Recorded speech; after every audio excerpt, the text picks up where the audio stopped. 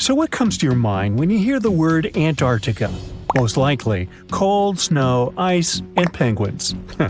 Yet, this is one of the least explored regions in the world that hides many strange and unique things. Check them out. You don't have to go to Antarctica to see this weird thing. All you need to do is open Google Earth and move to one of the southernmost islands of Antarctica, King George Island. Recently, internet users have noticed a large and pretty strange cave entrance there. Where does this wide, dark passage lead? People started making suggestions. It's the entrance to a secret base or some laboratory. This is the part of the spaceship that crashed there thousands of years ago. This is the door to the ancient city of Antarctica. Perhaps there's a giant rock mountain with an ancient cave beneath all this snow and ice. Well, there's some ideas. Users have calculated the approximate dimensions of this cave. It might be about 74 feet high and 250 feet wide. You could hide a Boeing passenger jet in there. Nature probably created this entrance. This is a logical explanation, but there are two strange factors. First, take a look at the foot of the mountain. It seems that there are steps there. They're dark in color, as if they're made of stone. And if you look closely, you can notice something similar to human footprints. Has anyone entered this cave? Or maybe someone is still living there now. The second oddity is the disappearance of the mysterious finding. For the first time, people noticed it in a Google Maps snap in 2007. Then the entrance disappeared. Then it reappeared a few years later. After that, it vanished. And in 2022, people saw it again. Perhaps old snow melts, a new layer falls, and then the wind blows it away and the cycle repeats. But the alleged steps leading deep into the cave make one doubt the natural origin of this tunnel. You can easily find the coordinates on the internet and visit the cave via Google Earth. You might see something there and tell the world. There's another strange thing people discovered with the help of Google Earth. In 2020, one user found a strange object that looked like a giant ship 100 miles off the coast of Antarctica. It was covered with ice and snow and lying on its side. It looked like a cruise ship. You could notice the windows, the deck, and the bridge. But not all people agreed with this. Some claimed it was a spaceship. Others said it was some kind of secret building. The user who first noticed the ship stated that its size was about 400 feet, which is the perfect length for a passenger vessel.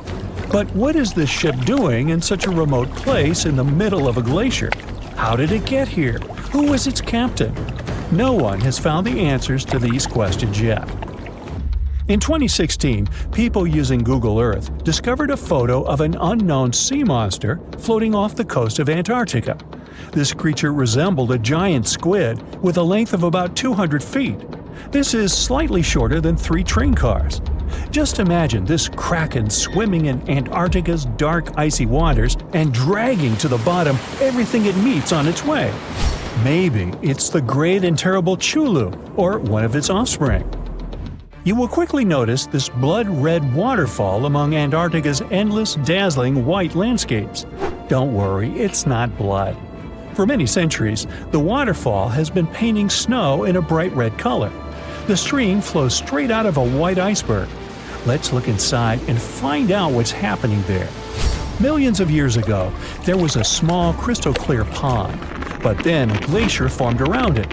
A thick layer of ice and snow blocked sunlight, heat, and oxygen access. For millennia, the reservoir remained in this cold vacuum. But at one point, the water made a hole in the icy wall and broke out. When this salty water comes into contact with oxygen, it immediately turns scarlet or rusty. Antarctica is the only place where you can find such a unique natural phenomenon. One of the driest places on Earth is located in Antarctica. It's one of the most lifeless deserts in the world, the McMurdo Dry Valleys.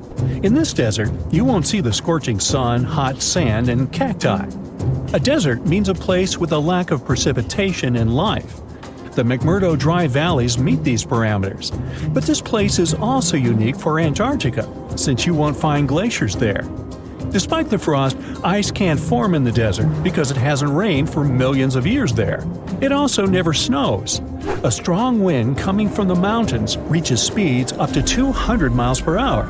It would be difficult for you to stay on your feet there.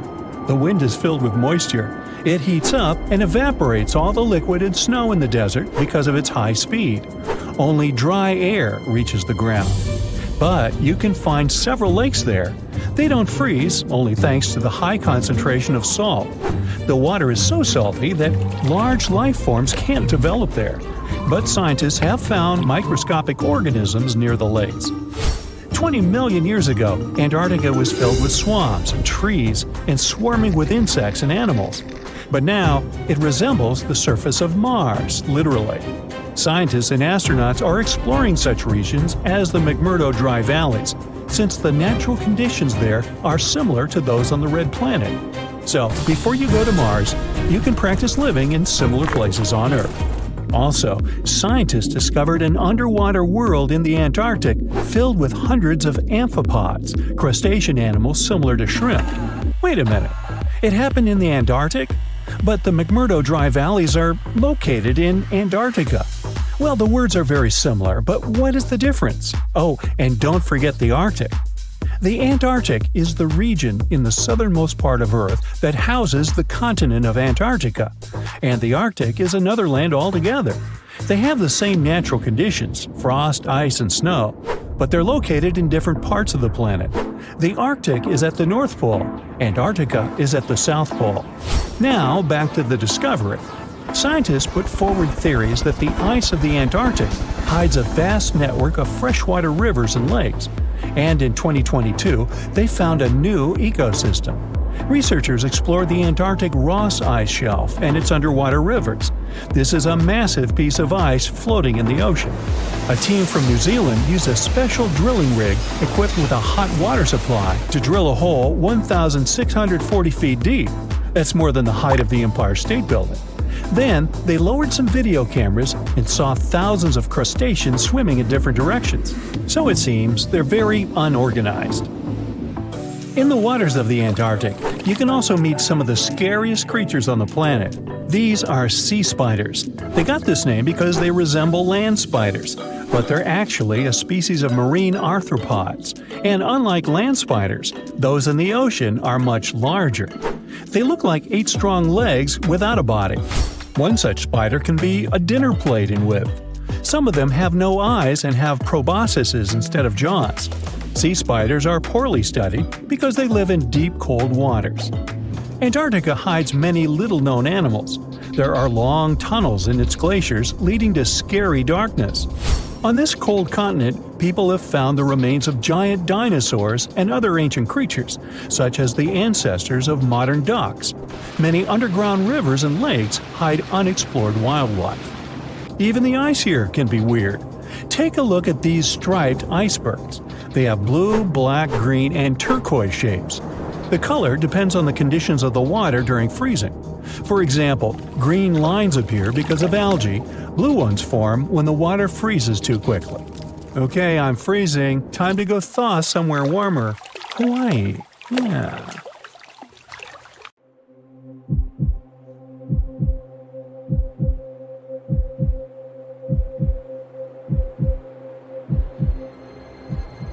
Leave it to people wandering on Google Earth to stumble upon the world's newest and weirdest places ever.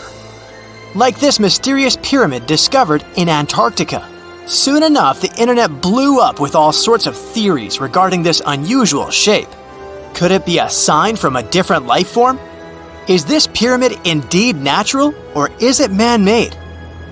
For starters, it's not the first time we've discovered a pyramid in the Antarctic. The first one was observed by the British Antarctic expedition in the 1910s and kept secret for a long time. Its discovery being kept hidden only added to the mystery. A second such structure was discovered in 2016, which further increased the interest in the matter. The mystery was soon enough deciphered by scientists. These formations are just mountains.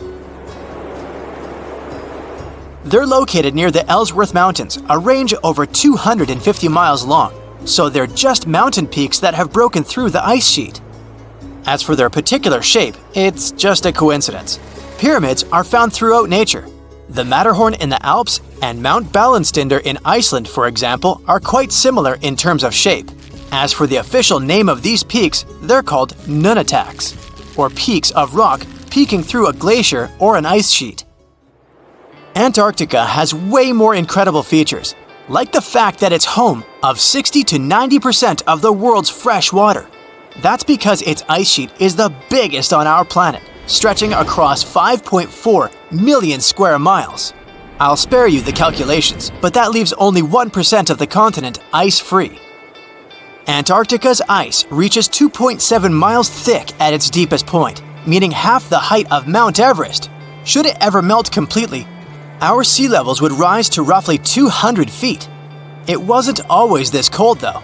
At some point in our planet's history, Antarctica had some average temperatures as the city of Melbourne has today. It took a lot of research, but scientists figured out that Antarctica's temperatures could have reached up to 62.6 degrees Fahrenheit. Sure, that was 40 to 50 million years ago, but if you think about it, it was at the same time when dinosaurs roamed our Earth. Time is also different on this icy continent.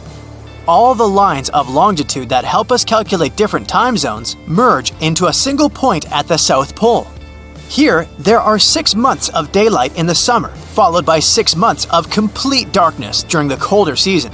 So, scientists working here stay, on average, in the same time zone they've come from.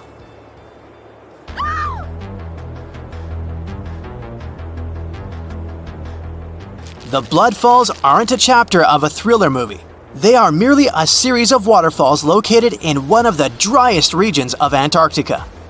They emerge from an underground lake filled with a special type of bacteria.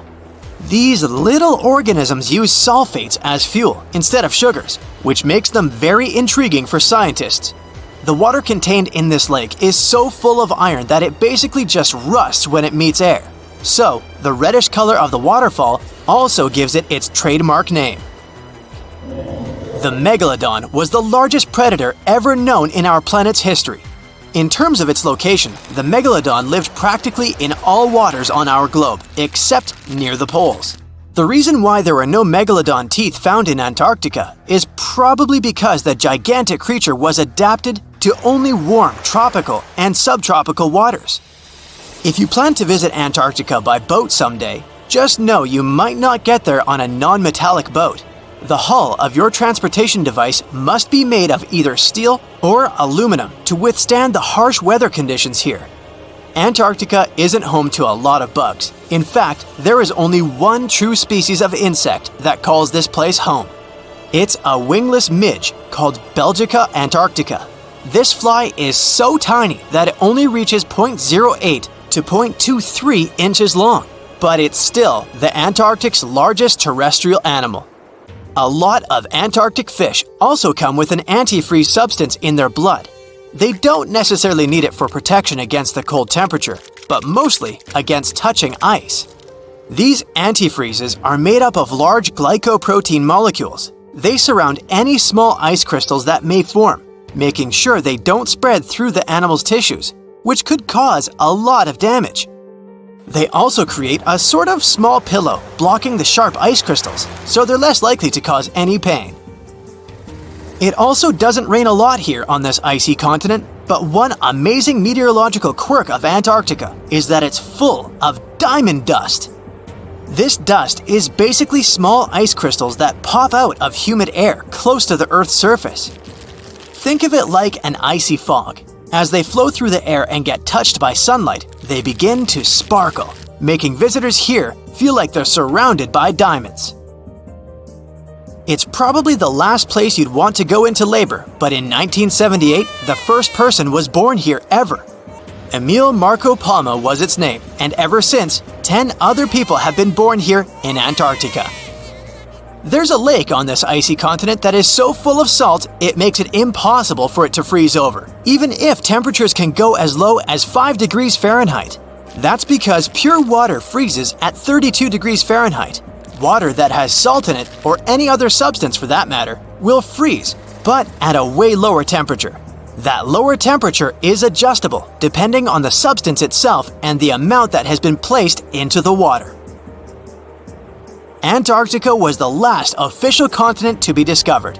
It remained completely unseen until the 1820s. But it took another 20 years to confirm it was actually a continent and not just a group of icy islands. Just because it's really cold here doesn't mean you can't go on a date here. One December night, an American scientist that was posted in Antarctica logged into a dating app simply out of curiosity. He was certain no other profiles would show up, but to his surprise, he found someone soon enough. Another researcher who was stationed just 45 minutes away, by helicopter of course. They eventually got together and went on the first date in Antarctica ever recorded. Apart from ice, this continent has something else way more abundantly than any other piece of land on Earth: meteorites. If we look at the research done by scientists, meteorites have equal chances of reaching any place on our planet. However, once they go through our atmosphere, the situation is a bit more complex. That's because different climates on our planet, like the humid ones found near the jungle, have a lot of moisture and oxygen, which will corrode most meteorites. The climate in Antarctica is really dry, so the possibility of meteorites corroding is little to none. More so, it's way easier to spot these rocks on the icy white surface of this area than in any other place on Earth. If you're not scared of the cold, you'll surely freak out when you hear about the winds here. That's because Antarctica is for the most part the windiest place on Earth. Wind speeds have been reported here to reach even 200 miles per hour. Do you know that NASA explores not only stars, planets, galaxies, or black holes? Hard to believe, but yes. The agency also works on discoveries here on our home planet Earth. So what has NASA recently discovered? Is there life under the ice? While they were analyzing data recently, they discovered something unbelievable hiding under Antarctica's ice. And this discovery not only changes everything we know about the whole water system of the Earth, but it may also help with research about life in space. Humankind's existence might depend on understanding Antarctica and its secrets. So, the recent discoveries reveal vital information about our survival. But before we continue, let's see how much you know about this place, where it's only ice as far as your eyes can see. Antarctica is one of the world's 7 continents in the southern hemisphere. It's the 5th largest continent in terms of total area, and that means it's almost twice the size of Australia. Want to see real meteorites? Go to Antarctica. Due to its dry climate, Antarctica is one of the best places to observe space. But what's even greater is that you can find meteorites on the white surface of the continent. Scientists have already plucked about 45,000 meteorites from the ice, and they think they can see another 300,000. Since there aren't many terrestrial rocks there, it's easy for them to spot them, thanks to their dark color. Antarctica's dry desert environment also helps preserve them, even the ones that fell to Earth more than 1 million years ago. And can you imagine any volcanic activity in Antarctica? It's hard. But this place is where fire meets the ice. West Antarctica is where most volcanic activity occurs. Scientists recently found that 138 volcanoes exist in West Antarctica alone. Wow! You would think that Antarctica is always cold, but no. Its coastal regions can get as warm as 50 degrees Fahrenheit. But have you ever wondered what Antarctica would look like if there were no ice? It may seem unimaginable now, but it was not always covered by ice. That was 34 million years ago, though, so nobody could tell how the continent's surface would be without the ice. But NASA changed that. They generated computer simulations and created the most accurate map of it as of today. What they saw was incredible. The continent was not flat at all like it seemed. It's pretty bumpy with valleys, rolling plains, and high mountains. But this was nothing next to what they had discovered under Antarctica's ice. So, what is it? Drum roll, please. NASA found 2 new subglacial lakes. And what's even cooler about it is that they spotted these lakes from space. How is that? If your answer is high-tech satellites, then you're right. In 2003, NASA launched a satellite called IceSat. It measured ice sheet mass balance and cloud and aerosol heights. The satellite also helped create the ice-free map of Antarctica. In 2010, the European Space Agency launched the second satellite, Cryosat-2. It was for tracking the changes in the thickness of the ice. Then, in 2018, NASA launched the third one, IceSat-2, a follow-on to the IceSat spacecraft. It measured ice sheet elevation and sea ice thickness. It was NASA's most advanced Earth-observing laser instrument. It delivered the highest precision data. And when that was combined with the data from the other satellites, it was possible to spot these 2 new lakes near a pair of larger ones. But how is it possible that these lakes exist in the first place? The average thickness of most Antarctica ice is approximately 1.2 miles. However, it can get over 1.8 miles thick in some places, especially during the winter. So, you might think that there's nothing under there, but science says otherwise. It's not quite possible to see it with your bare eyes, but the continent's ice is slowly but constantly flowing in different directions under the force of its weight. But scientists could not figure out how water moved for many years. That started to change in 2007, when data gathered from the IceSat provided insight into what hides beneath the surface. They first discovered an entire network of meltwater lakes connected under Antarctica's fast-flowing ice streams, and there were hundreds of them. Scripps Institution of Oceanography glaciologist Helen Amanda Fricker figured that the elevation changes measured by IceSat happened because of the dynamics of these lakes. They did not hold meltwater statically. Instead, they were filling and draining continuously over time through a system of waterways. And as they did that, the ice above rose and fell. But where do they drain? The ocean, of course, and it drains a lot. A recent study, co-authored by Fricker, found that the drainage of one lake flushed as much as 198 billion gallons into the ocean in only 3 days. Countless mysteries about how nature works are still waiting to be solved. But finding the 2 new lakes will give scientists a better picture of how fast the Antarctic ice sheet will change as the climate gets warmer, and how this will affect global ocean currents and sea level rise. The filling and draining cycle of the lakes also caused the ice sheet to suffer cracks and crevices. So, the information they find from these new lakes will also give them a better understanding of the damage on the surface of the ice. They will also be able to assess how this filling and draining system influences the speed at which ice slips into the oceans and seas. And that means they can evaluate how the added fresh water may alter marine ecosystems. This discovery may also suggest whether life is under the ice. Wow!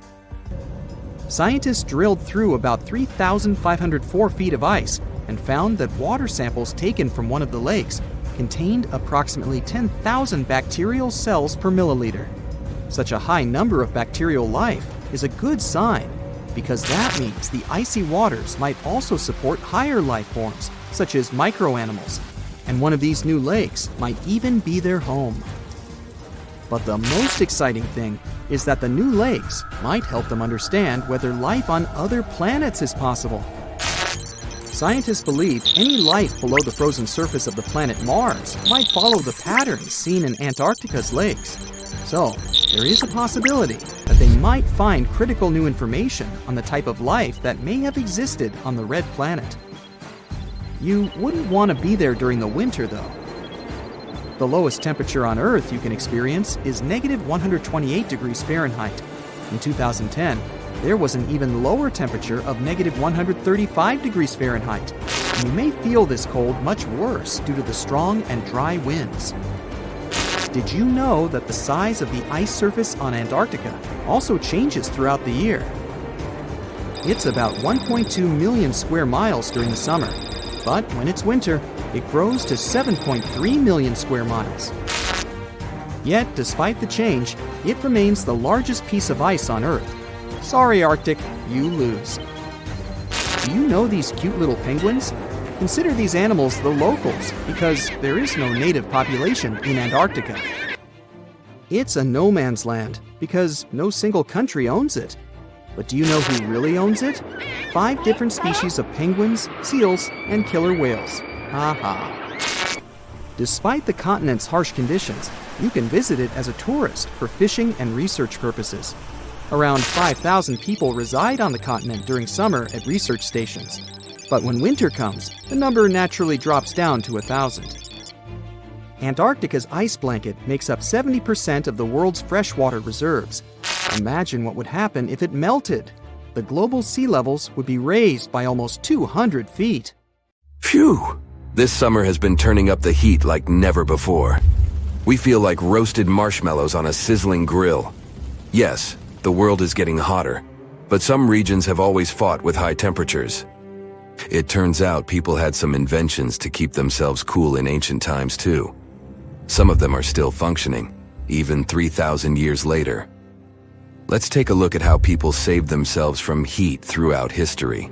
So, put an ice cube into your cold drink and get ready to hear how people survived the heat. Speaking of ice cubes, do you know that the Persians made an ice storage system?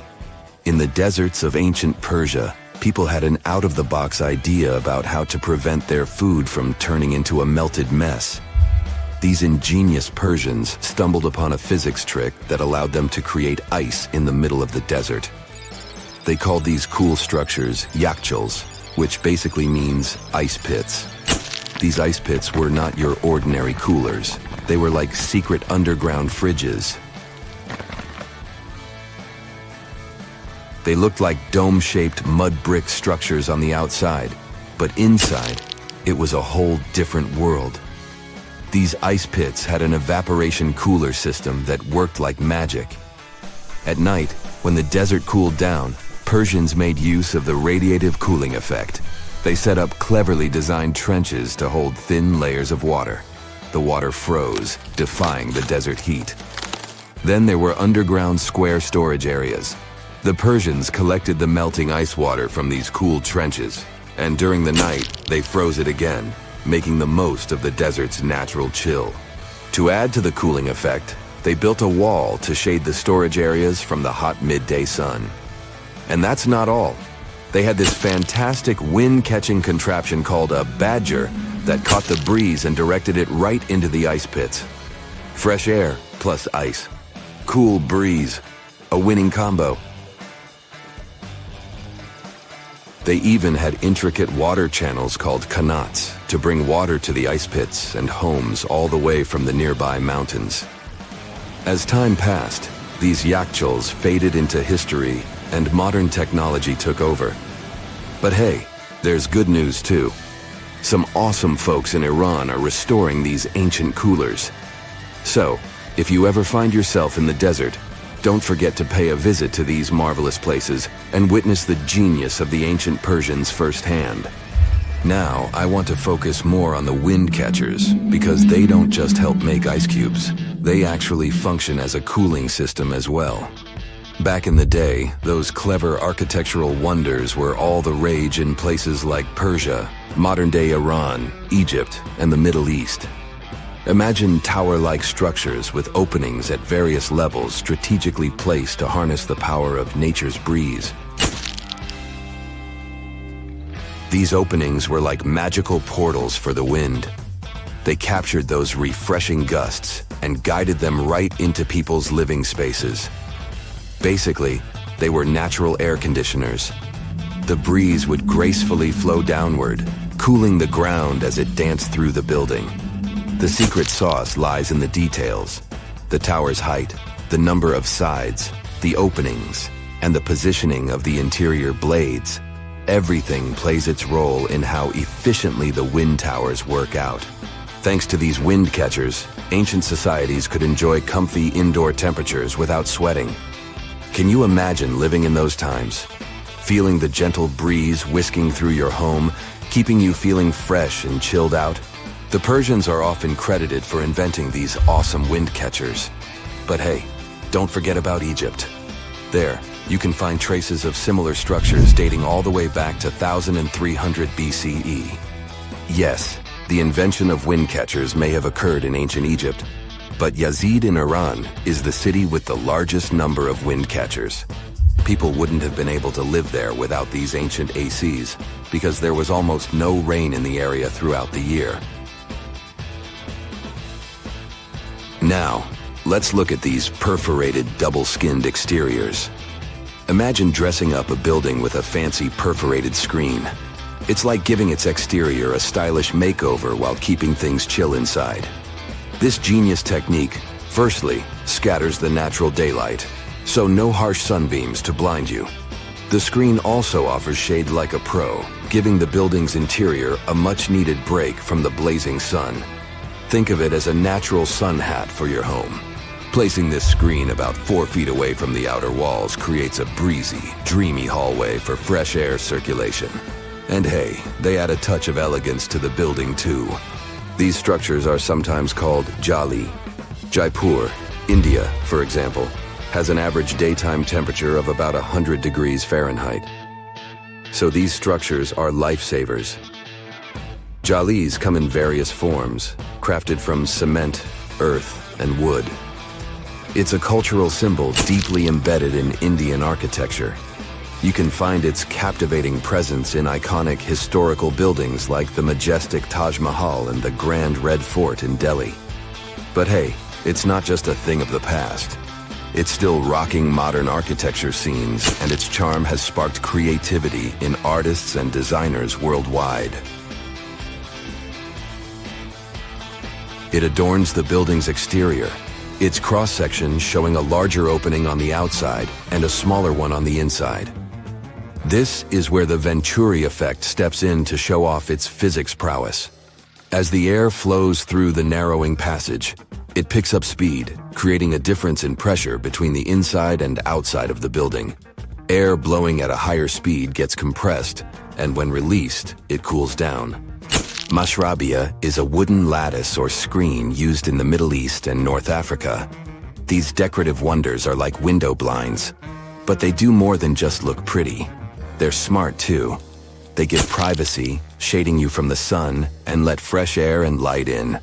Some people also add clay pots filled with water, sand, or damp straw to their designs. As hot air breezes through the holes, it also passes through the pot's porous surface. The moisture inside evaporates, cooling the air. This is a perfect low-cost technique for hot and dry climates. It's eco-friendly, and there's no need for electricity. Now, let's fast forward to today. Designers are getting creative, mixing traditional wisdom with modern tech. At the Al Bahar Towers in Abu Dhabi, they've got it too. Picture over 2,000 hexagonal panels that dance with the sun's movement, providing shade to the building's interior. Water evaporation was another secret weapon for ancient people. Simple, yet super effective. Plus, ancient Egyptians hung wet mats and curtains in doorways. When the air passed through them, it cooled down, providing a relief from the scorching sun.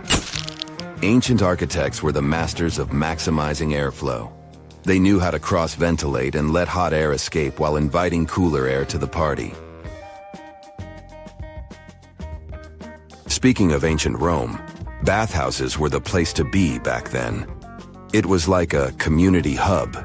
People gathered to chat about politics, play sports, and, of course, take a relaxing dip. The frigidarium was the cool spot in Roman baths.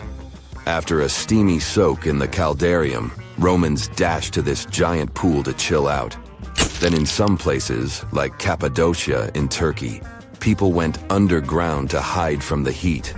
They carved cozy dwellings in volcanic rock, harnessing the Earth's natural cooling powers. So the lesson here is simple.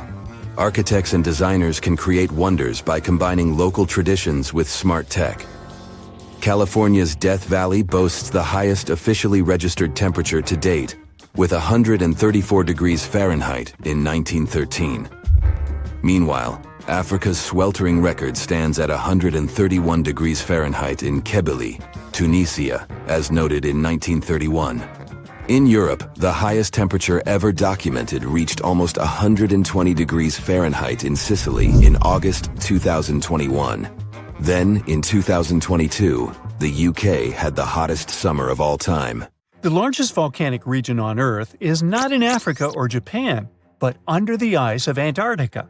Scientists found 138 volcanoes in its western part, and if they decide to go wild, you'll surely notice it.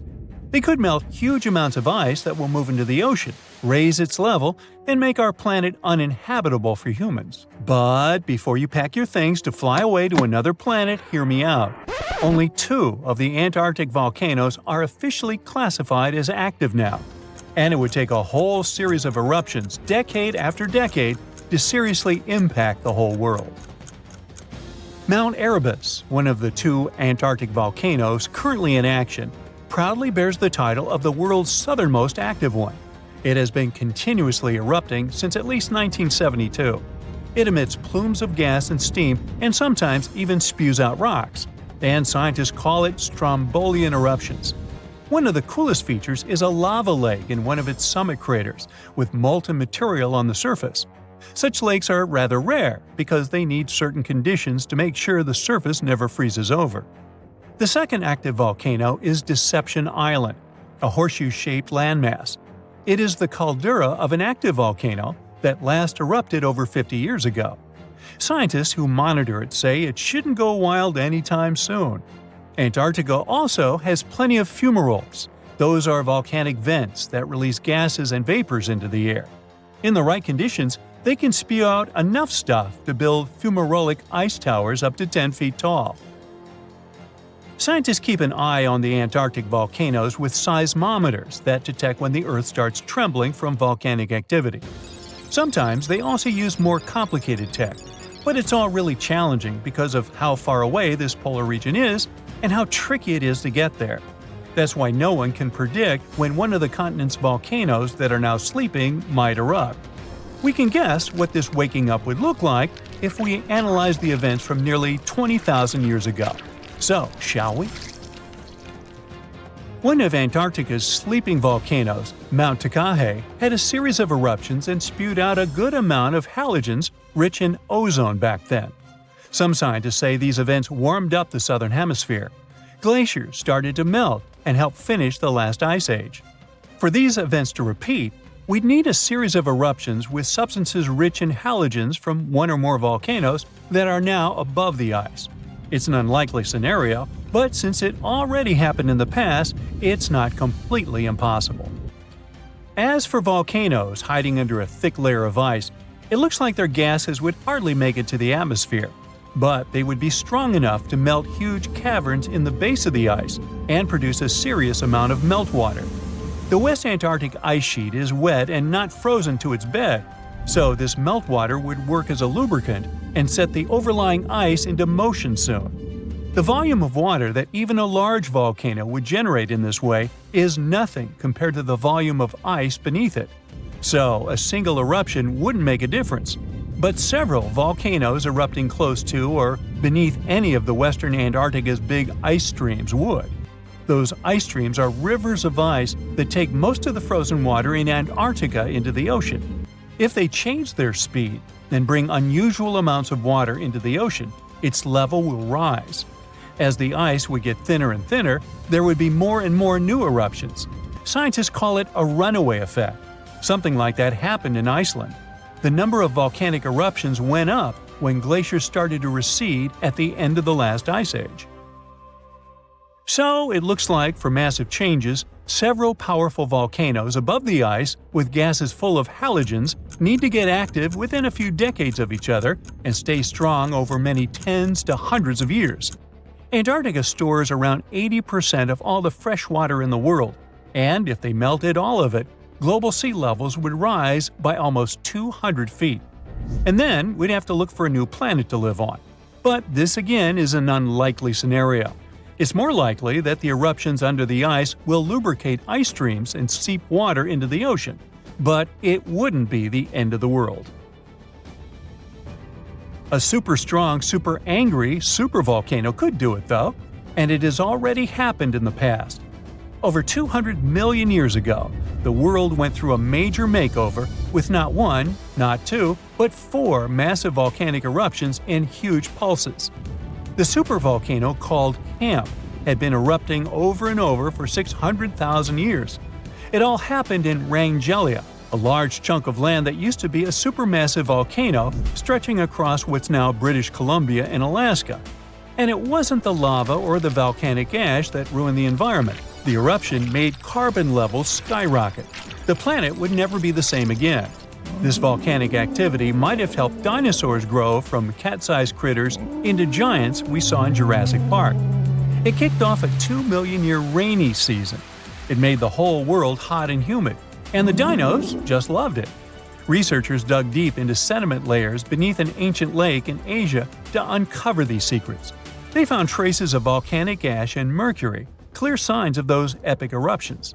There were carbon signatures showing huge spikes in carbon dioxide levels. It made the atmosphere toasty, and the rain poured down. So the bad news is, another eruption like this could happen. The supervolcano beneath Yellowstone National Park has been sleeping for nearly 70,000 years. But if it wakes up, it would be many times more catastrophic than the eruption of Mount St. Helens in 1980. It's considered the most disastrous volcanic eruption in U.S. history. It followed 2 months of earthquakes and injection of magma below the volcano that weakened and destroyed the entire north face of the mountain. The eruption column went 80,000 feet into the atmosphere and spread ash over 11 U.S. states and several Canadian provinces. The last Yellowstone eruption was 1,000 times greater than that. The ground above Yellowstone sits on a hot spot made of molten and semi-molten rock called magma. This magma stuff flows into a chamber beneath the park, about 4 to 6 miles down, making the ground puff up like a balloon. But then, as it cools down, the ground goes back to its usual state. Volcano watchers have been keeping an eye on this for a century. They noticed the ground lift up about 10 inches around 20 years ago, but since 2010, it's been going back down. The experts say we have no big eruptions on the horizon, so doomsday isn't coming anytime soon. But there's some underground activity going on lately which keeps us interested. Since humans haven't been around to witness every little thing Yellowstone does, it's kind of tough to say for sure what's brewing down there. Yellowstone has had some epic eruptions within the last couple million years. They happen like clockwork, with gaps of 600,000 to 800,000 years between them. The last big one was around 640,000 years ago, and it basically reshaped the entire landscape, spreading ash and debris as far as Louisiana. You can still see the aftermath of the last big eruption in the Yellowstone caldera today. Experts say a massive eruption like the last one is an unlikely scenario. We're more likely to see eruptions of steam and hot water or lava flows. When and with what force it will wake up remains a mystery to scientists. It's 1898, and you're taking part in excavations in Saqqara. This place, not far away from Cairo, is full of ancient tombs and pyramids. You're in your Indiana Jones mood and hope to find something really phenomenal to become famous. Gold, manuscripts, treasure maps, mummies of famous pharaohs. Wait, a wooden bird? You're really disappointed as it looks like a regular toy. An old one, but still. Little do you know that years later, someone would propose that your bird was actually an ancient monoplane. So the artifact, nicknamed the Saqqara bird, is made of a sycamore tree. The birdie has a wingspan of just 7 inches and weighs around 40 grams. A perfect original souvenir from Egypt, I would say. It's over 2,000 years old and looks pretty plain, without any carvings of feathers or other intricate ornaments. It has a beak and eyes though, which makes our find look like a hawk, the emblem of the deity Horus.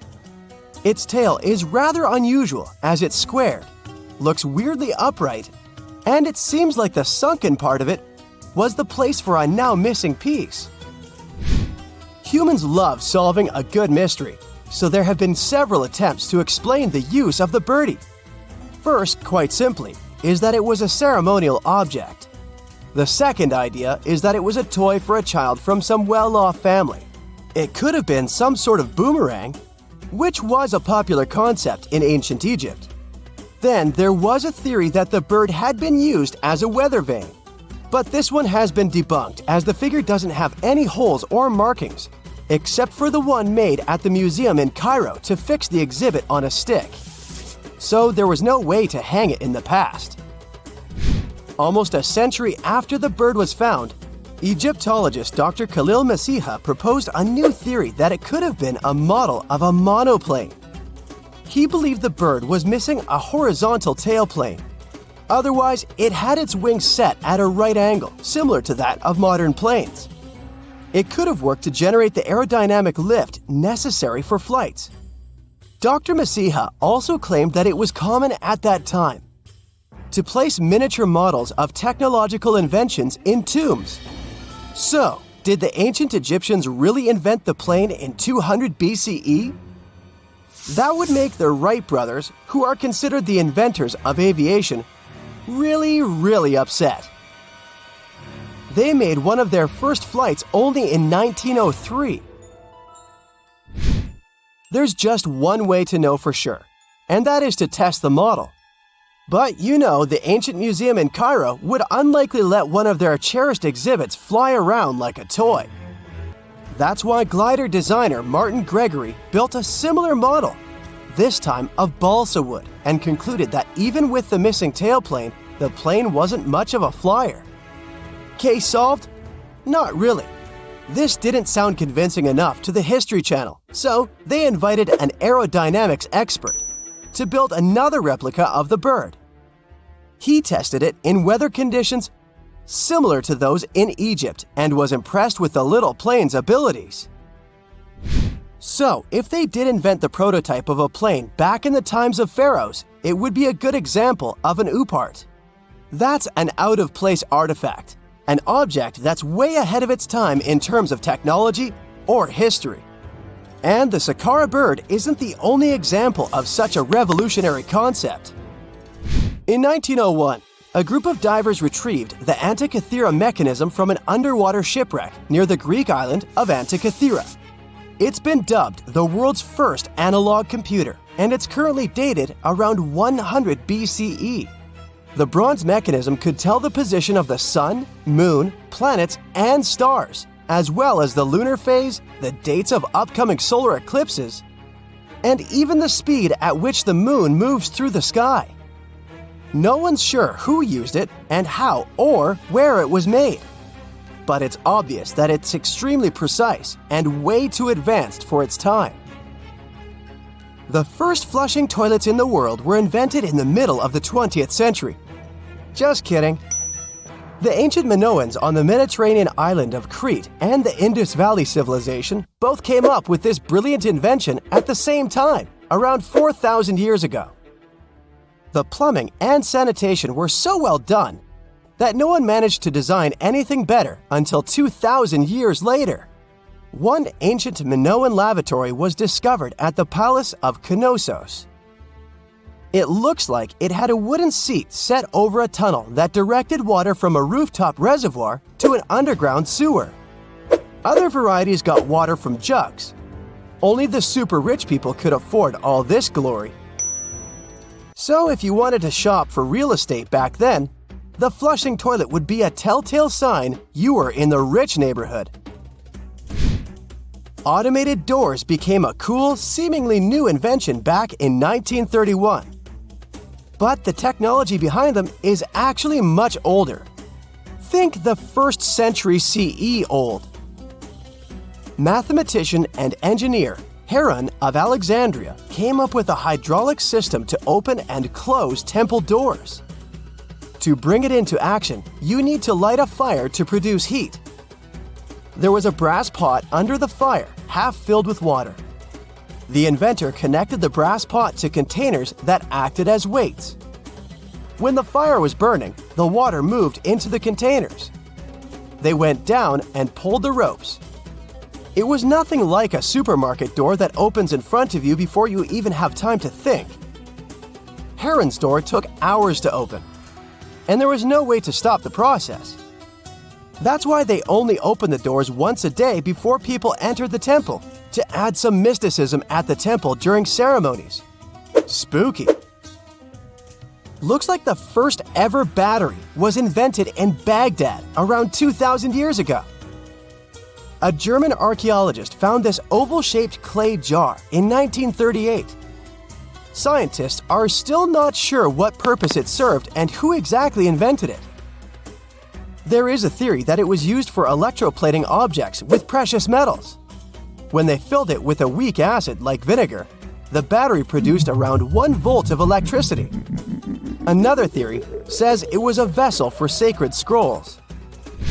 Would you like to buy contact lenses designed by Leonardo da Vinci himself? In 1508, he invented a glass lens with a funnel on one side. You were supposed to wear it with water inside to improve your vision. Sounds a bit uncomfortable, doesn't it? So, around a century later, French scientist René Descartes decided to improve the idea and make the cornea contact the future lenses. Contacts because they contact your eyes, get it? The glass tube with liquid did help improve vision, but blinking was sadly impossible. 2.5 centuries later, new technologies in the glass industry let scientists design contacts that would fit in the eye and even let the wearer blink. Thanks, guys! Still, those lenses were made of heavy blown glass and didn't let the eye breathe. About 50 years later, contacts became plastic, lightweight, unbreakable, and scratch-resistant, but still covering the entire eye. And then, in 1948, an English optical technician accidentally sanded down a plastic lens and figured out they'd still be in place even if they covered only the cornea. Imagine you're living in 19th century London and need to send a message to New York. It would have taken about 10 days to get there by ship. So when delivery time went from days to hours in 1858, it was a true sensation. The first message was sent by Queen Victoria herself. It was all made possible thanks to the transatlantic telegraph cable, running under the ocean. Sadly, the new cool invention only lasted a few weeks. It took years to bring it back to life. We know that the ancient Egyptians were talented enough to build something as grand as the pyramids, but were they also smart enough to measure the speed of light? There's a theory circulating online that says exactly that. If you look at these two numbers, you'll see that they match completely. The first one is the speed of light in a vacuum measured in meters, and the second one is the latitude of the Great Pyramid of Giza. So, was it done on purpose, or is it just a coincidence? Well, happily, we can tell you that it's actually just a coincidence, not another conspiracy thingy. The Great Pyramid is just one of the many places in the world that share the same latitude. And more importantly, even if the ancient Egyptians had somehow measured the speed of light and chosen to keep it a secret from the rest of the world, they wouldn't have used meters to put it down. Meters were only defined at the end of the 18th century. The builders of the pyramids used a different unit of measure called cubits. 1 cubit is equal to 1.5 feet. Cubit was based on the length of the arm from the elbow to the tip of the middle finger, and it became popular in the ancient world. So if they wanted to impress the rest of the world and set the pyramids at a point that matched the speed of light in cubits, they would have to build their iconic constructions somewhere in Europe. And then the Danish astronomer who first measured the speed of light in 1676 would have been really upset to know that someone had done it centuries before him. So although they were ahead of their time in many aspects, the ancient Egyptians never measured the speed of light or used longitude and latitude to map their locations. The base of the Great Pyramid of Giza might seem like a perfect square, but it's actually an 8-sided structure, not 4-sided. Each of its 4 sides has a subtle concave indentation that splits it evenly from base to tip. The official version is that a British pilot was the first to notice it in 1940 while flying over the pyramid. He took a photograph that showed shadows highlighting these indentations. Some people think these lines are only visible from above and can best be seen at dawn and dusk during the spring and autumn equinoxes. This has led to a freaky theory that the ancient Egyptians might have designed the pyramids to communicate with something looking at them from above. Now, the Great Pyramid is one of only 3 pyramids that used to have a swivel door. It weighed around 20 tons, but they could still easily open it from the inside. Its precise fit made it nearly invisible from the outside, with no visible latch or handle. There were only slight variations in the exterior stone that gave out an opening. The other two pyramids with similar doors belonged to Khufu's father and grandfather. The Great Pyramid also has a hidden void at least 100 feet long that was only found in 2017. We still don't know what lies within the space, what purpose it served, or if it is the only space of its kind. Researchers used the same tech to see through cathedral walls, Mayan pyramids, and even volcanoes. It depends on a natural shower of subatomic particles called muons. They pass more easily through empty space than through solid materials. So if they arrange multiple muon detectors around a structure, scientists can map out its solid and empty areas. A team of scientists placed muon detectors inside the Great Pyramid and allowed them to gather data for months. Scientists have analyzed samples of the mortar used to build the pyramids many times. Although we know its composition, modern technology still can't replicate it. The mortar is mostly made from processed gypsum, but it wasn't used like the cement we use for bricks today. Instead, they used it to support the joints between the massive stones as they were set in place. The estimated amount they needed to construct the Great Pyramid was around 500,000 tons of mortar. The gypsum mortar is stronger than the stones themselves and has held up for thousands of years. Now, all four sides of the Great Pyramid are aligned with the cardinal points – north, south, east, and west. According to geologist and engineer Glenn Dash, the alignment is accurate to within 4 minutes of arc, or 1/15th of a degree. The architects managed to achieve this without modern tools like drones, blueprints, or computers. Many researchers try to explain this construction miracle. Maybe they used the pole star or the sun's shadow. Dash recently proposed a new, simpler idea. The Egyptians might have used the autumnal equinox to align the pyramids. It happens twice a year when the Earth's equator passes through the center of the sun's disk, making day and night nearly equal in length. To test his theory, Dash conducted an experiment on the 22nd of September 2016, the first day of the fall equinox. He used a special rod the Egyptians had to cast a shadow and tracked its tip at regular intervals, forming a smooth curve. By connecting 2 points of the curve with a taut string, he created an almost perfect east-west line.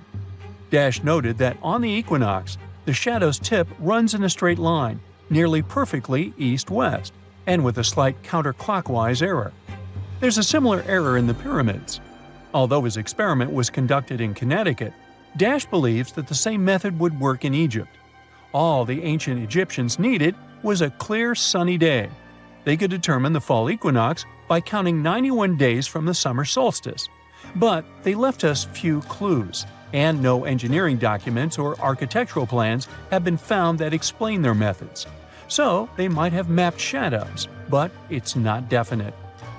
Now, scientists have long wondered how heavy stone blocks were carried to the pyramid sites, and they might finally have an answer. A research team from the University of North Carolina, Wilmington, has discovered that 31 pyramids are likely to have been built along a long-lost ancient branch of the River Nile. It's now hidden under desert and farmland. For many years, archaeologists have thought that ancient Egyptians must have used a nearby waterway to transport materials, equipment, people, and whatever else they needed to build the pyramids on the river. But up until now, they weren't certain of the location, shape, size, or proximity of this waterway to the site of the pyramids. The group of researchers used radar satellite imagery, historical maps, geophysical surveys, and sediment coring to map the river branch. They believe it was buried by a major drought and sandstorms thousands of years ago. The team managed to go below the sand surface and get images of some hidden features thanks to radar technology. They found hidden rivers and ancient structures running at the foothills of where most of the ancient Egyptian pyramids lie. The discovery of this extinct river branch helps explain the high pyramid density between Giza and Lisht, in what is now an inhospitable area of the Sahara Desert. Now, Egypt isn't the only country with the most pyramids in the world. The champion's title here goes to its southern neighbor, Sudan. It has between 200 and 255 pyramids, compared to Egypt's measly 138.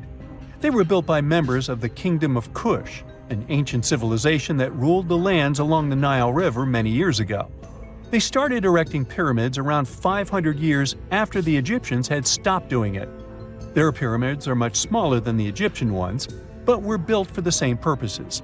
Archaeologists are still working to find out how the pyramids in the Sudan were built, how long it took to complete them, and what happened to their society. If there's a question that still baffles archaeologists to this day, it's this one. How did the ancient Egyptians build those magnificent pyramids? As far as we know today, their resources were quite limited, especially in terms of tools and building materials. We still don't have a fully satisfying answer, but hey, we've got some pretty amazing theories worth considering. The leading contender among these theories involves the clever Egyptians employing a sneaky strategy. Now picture this. They constructed a slanted and curving mound made of bricks, earth, and sand encircling the pyramid to be. As the pyramid grew taller and taller, they simply increased the height and length of this wacky structure. It's like they were playing an ancient game of Jenga. Now, how did they get those massive stone blocks up there? Well, according to the legendary ancient Greek historian Herodotus, they used sleds, rollers, and levers. It sounds like they turned construction into a supersized game of tug-of-war. And guess what? Herodotus also claimed that the Great Pyramid, the one from Giza, the granddaddy of them all, took a whopping 20 years to build. There's more. Herodotus also dropped a mind-boggling number on us. 100,000 men were supposedly involved in this pyramid extravaganza. Did they hire the entire Egyptian population? Well, it might not be as far-fetched as it sounds. These men were probably mostly farmers, so they probably focused on the pyramids when there wasn't much work to be done in the fields. Like during the flood season of the Nile River. Obviously, specialists in the archaeological community had something to add to this theory. By the late 20th century, they discovered some evidence that suggests the workforce might have been smaller and more permanent than previously thought. Instead of a massive army of 100,000 pyramid builders, they proposed that a modest crew of around 20,000 workers, accompanied by support personnel like bakers, physicians, and even spiritual leaders, could have gotten the job done. There was also this theory that claimed that the pyramids were actually built from the top downward. It suggested that these colossal structures were nothing more than isolated hills used as quarries. The stones were supposedly drawn from these hills, and over time, competing engineers took charge and transformed them into the iconic pyramids we know today. Now, before you dismiss this theory as a wild fantasy, some folks thought it wasn't completely crazy. After all, there are instances where isolated hills exist, so maybe this theory had a tiny glimmer of truth. Whether it involved ramp building or ingenious work schedules, one thing is clear. Those pyramids have definitely left their mark on history and on our imaginations. Now, speaking of ancient Egyptian mysteries, there's this gigantic unfinished obelisk sitting in ancient Egypt, and scientists are trying to figure out how it was shaped. Now, some people suggest that our industrious ancestors used handheld pounders to get the job done. One expert has a different take on the matter, though. He argues that if we take a closer look at the pattern left behind by the shaping tool, we'll notice something peculiar. The walls of the trenches surrounding the obelisk display a neat and even pattern, which is pretty unlikely if they were pounded away by mere mortal hands. According to this expert, those horizontal striations are usually the result of a tool that takes breaks while removing material, leaving its mark on the surface. But wait, there's more. Imagine the tool being rocked back and forth against the trench walls, clearing away the waste to keep the trench from narrowing. Well, in that case, the tool might have left some funky horizontal striations where it was pressed against the sidewall. This sounds like some fancy technology at play, don't you think? And guess what? The dynastic Egyptians probably didn't have access to that kind of know-how. Another famous Egyptologist from way back also uncovered a bunch of core drills during his adventures. Although the actual drill bits are missing, his collection houses these particular core remnants made of limestone, alabaster, and even granite.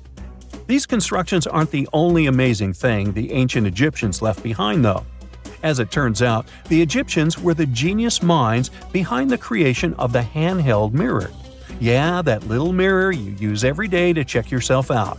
But here's the twist. These mirrors are like pieces of art. They were decorated with inscriptions and figures. But that's not all. The Egyptians had a serious concern with their appearance. They knew the importance of personal hygiene and looking fabulous. So, in their quest for pearly whites, they invented toothbrushes and toothpaste. Dental problems were pretty common back then, and their smiles weren't exactly all white. Dentistry wasn't their strongest suit, you see. Maybe their minds were distracted by all that pyramid building. So that doesn't mean those ancient toothpaste recipes weren't amazing. One delightful concoction included rock salt, mint, dried iris petals, and pepper. Some brave dentists in the 21st century tried it out, and it worked pretty well. Ground-up ash was also used in another recipe to create a tooth cleansing paste. Mint was missing, so that didn't do much for their breath. That's when the genius Egyptians came up with the world's first breath mints. They made tablets from heated spices like cinnamon, and they mixed it with honey. Now, let's shift gears to home decor, Egyptian style. They surely took ornamentation to the next level. While the concept of decorating furniture started in Mesopotamia, the Egyptians cranked it up a notch. They went all out with different colors of ink and even developed various weights of paper. Oh, and let's not forget about those cute little area rugs we all have in our homes today. Guess who came up with the idea? Yep, the Egyptians. They used the versatile papyrus plant to make those cozy rugs. And speaking of trends, the Egyptians loved their knickknacks. They had an assortment of small figurines in the shapes of cats, dogs, and people. These statues were made from various materials, like simple sun-dried mud to the ultimate bling of gold. It all depended on how loaded you were. The Egyptians were also all about farming, and they knew that clean water was crucial for their crops and animals. That's why they came up with some nifty inventions and techniques to make sure their land was fertile and their plants were happy. First off, they had the genius idea of using ox-drawn plows. They had two types of plows, heavy and light. The heavy plow would strut its stuff, cutting deep furrows in the soil, while the lighter plow followed behind, fluffing up the earth. But they didn't stop there. After plowing, the Egyptians would break up clumps of soil and sow the rows with seeds. To give those seeds a good old squish into the furrows, they'd march their livestock across the field, effectively closing up the furrows. But hey, all that hard work would be pointless if their seeds were as dry as the Sahara. That's where irrigation comes into play. The Egyptians were so good at it that other cultures, like the Greeks and Romans, couldn't help but copy their techniques. Now let's switch gears and talk about the marvelous architecture of ancient Egypt. These folks weren't just skilled farmers, they were also architectural maestros. They built these fancy canals to carry water to farms and villages, and boy, did they know how to make those canals look pretty. Just imagine strolling along a canal lined with ornate structures. The pharaoh Ramesses the Great was quite the overachiever when it came to construction. One of his mind-blowing creations was the construction located at Abu Simbel. This building was designed so that twice a year, the sun would shine directly into it and illuminate the statues of Ramesses. And let's not forget about the corbelled arch. Without this architectural gem, we'd be missing out on some mind-boggling structures like the Great Pyramid. The Egyptians knew how to make things stand tall and proud, thanks to their engineering and construction wizardry. They built grand halls and inner sanctums that make your jaw drop. And some of these temples doubled as astronomical observatories.